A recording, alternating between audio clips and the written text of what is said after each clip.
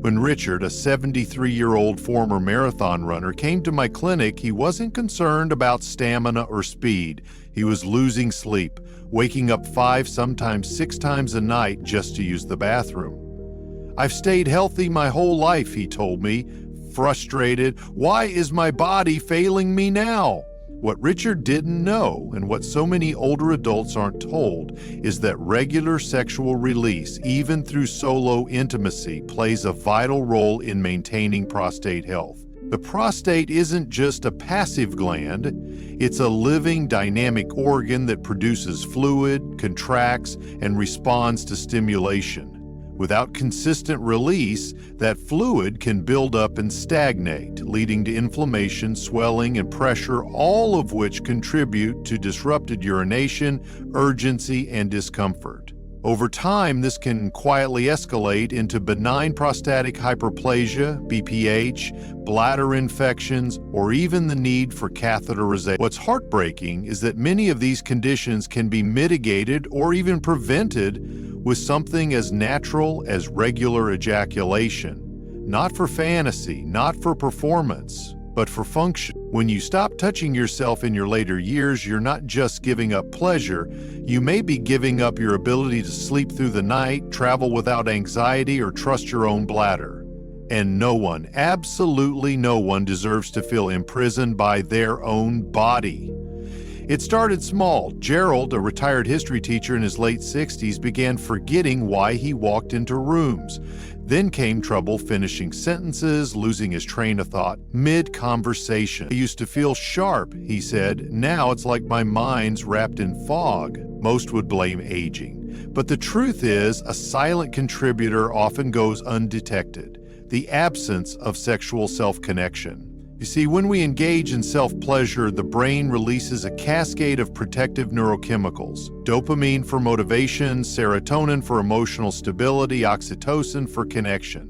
These aren't just fleeting feel-good moments. They strengthen neural pathways, increase blood flow to the brain, and lower cortisol, the stress hormone that disrupts cognition. But when you stop stimulating your body, those natural surges fade. Slowly, subtly, your mind dulls, focus slips, confidence wanes, you forget not just appointments, but pieces of yourself.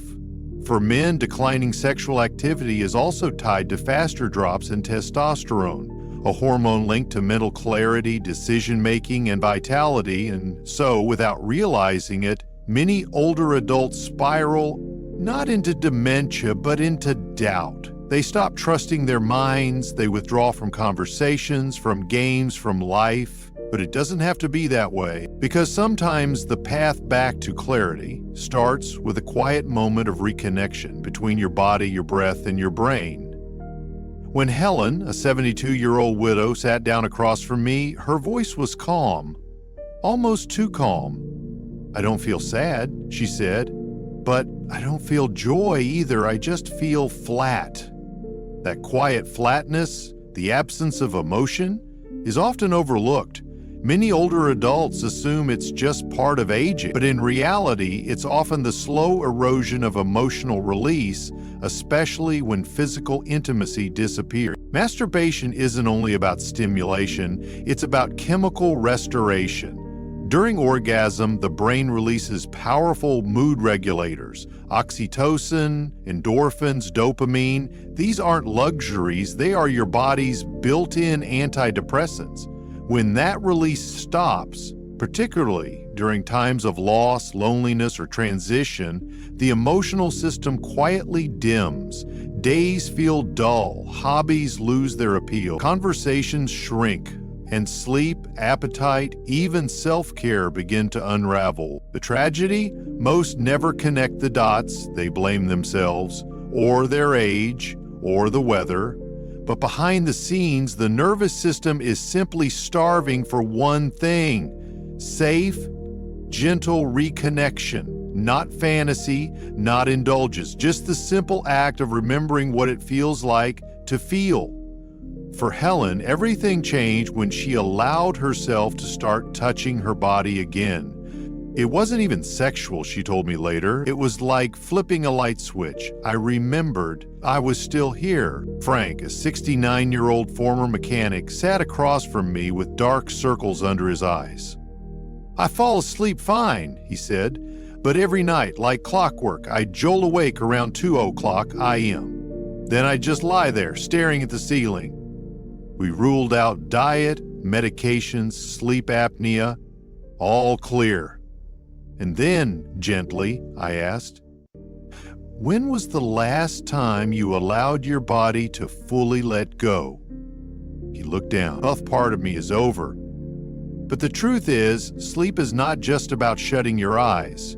It's a deeply hormonal process. During orgasm, your body releases oxytocin, prolactin, and endorphins, a natural cocktail designed to shift your system from alert to rest. At the same time, cortisol, your stress hormone, drops. Breathing slows, muscles release, your nervous system surrenders. That's the gateway to deep, healing sleep. When regular sexual release disappears, especially in later life, that entire rhythm is disrupted. Nights become restless. The body tenses, the mind races.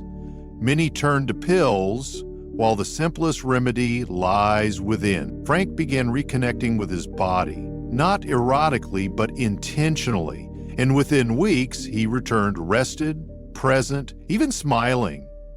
"I sleep like I did 30 years ago," he said. Sometimes what your body needs most is permission. Samuel, a 75-year-old retired firefighter, walked into my office with a slight wobble in his step.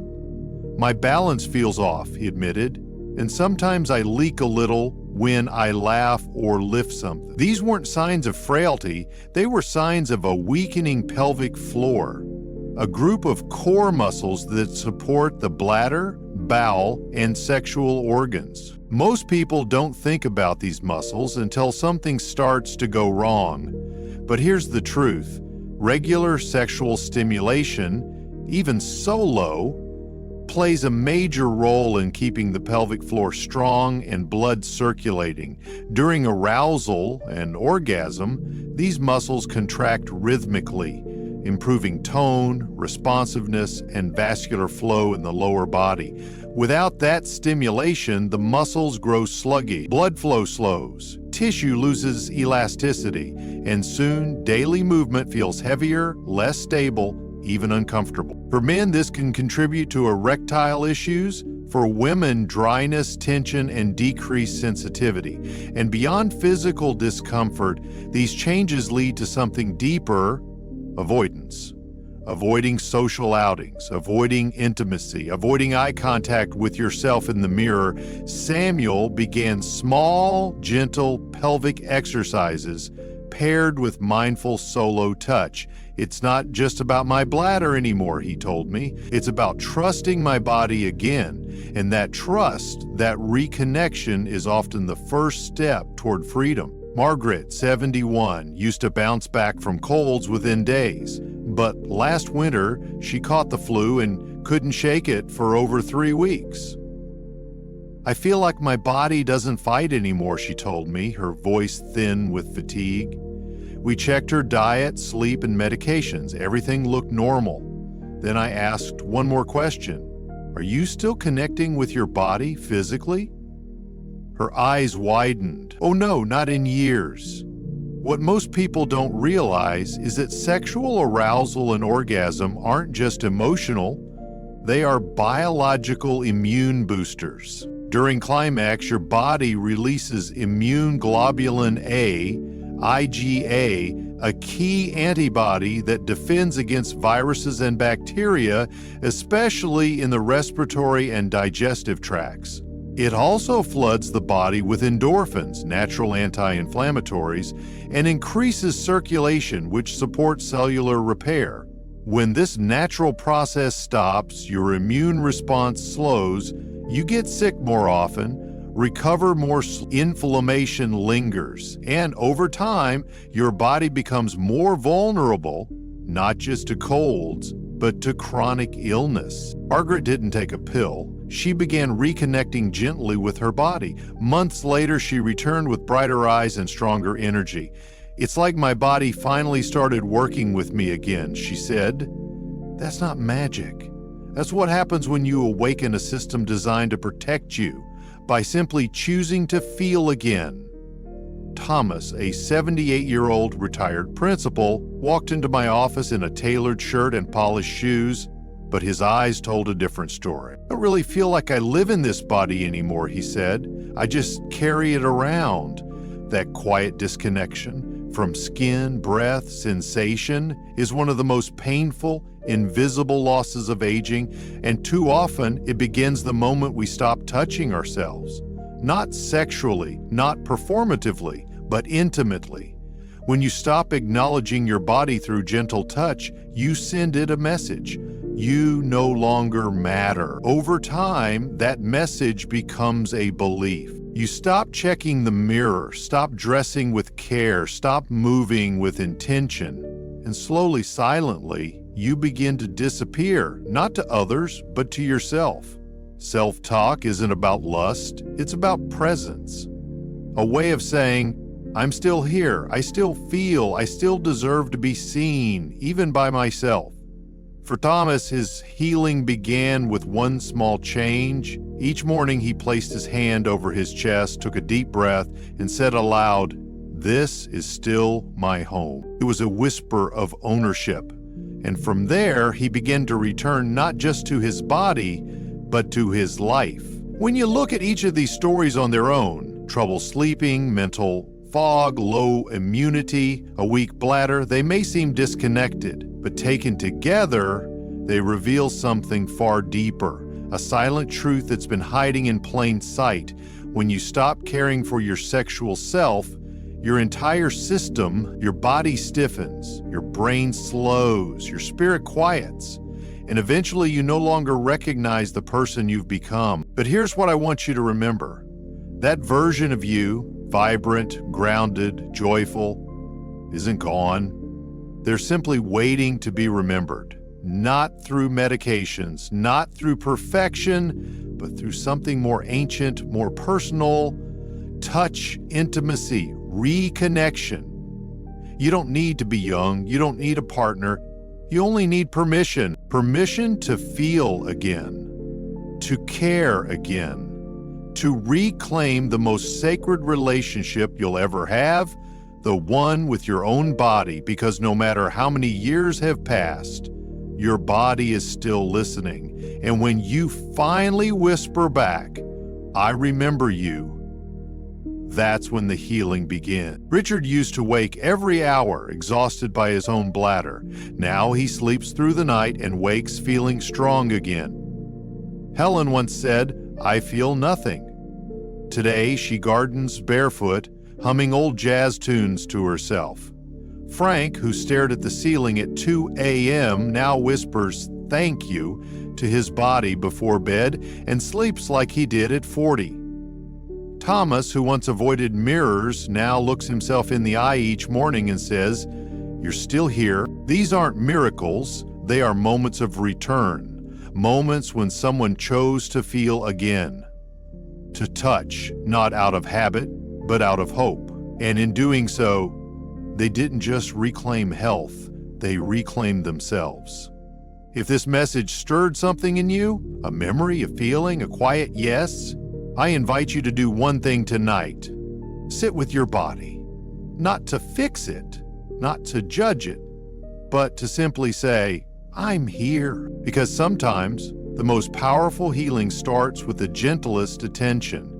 And if this story spoke to you, you are not alone. Leave a comment, share your thoughts. You never know who might be silently struggling, waiting for someone like you to say, "I've been there too."